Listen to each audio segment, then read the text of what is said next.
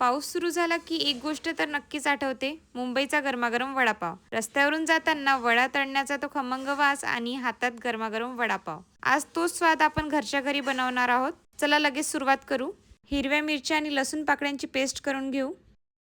अर्धा किलो उकडलेले बटाटे स्मॅश करू. आता कढईत तेल गरम करून त्यात मोहरी, जिरे आणि कढीपत्ता घाला. फोडणीचा मस्त सुगंध आला की मिरची लसूण पेस्ट घालून परता. आता हळद, हिंग, मीठ आणि स्मॅश केलेले बटाटे घालून सगळं छान मिक्स करा. शेवटी भरभरून कोथिंबीर घाला आणि बघा सारणाचा रंग आणि सुगंध किती मस्त दिसतोय.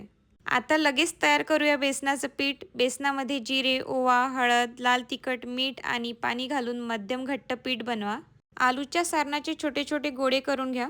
आता प्रत्येक गोळा बेसनात बुडवून गरम तेलात सोडा. वडे तळताना जो आवाज येतोय आणि घरभर पसरलेला तो सुगंध, खरंच पावसाची मज्जाच काही वेगळी असते. वडे छान फुलले आणि सोनेरी रंगाचे झाले की बाहेर काढू. अगदी बाहेर मिळतात तसे कुरकुरीत आणि खमंग वडे झाले आहेत. आता पटकन हिरवी चटणी बनवू. हिरवी मिरची, लसूण, आलं, कोथिंबीर, कढीपत्ता आणि मीठ घालून बारीक करू.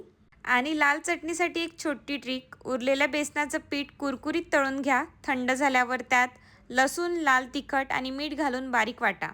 बस, लगेच पावाला हिरवी चटणी, लाल चटणी लावून गरमागरम वडापाव आणि तयार आहेत पावसाळ्यातला सगळ्यात फेवरेट मुंबई स्टाईल वडापाव. तुम्ही वडापावसोबत तळलेली मिरची खाता की एक्स्ट्रा लाल चटणी? कमेंटमध्ये नक्की सांगा.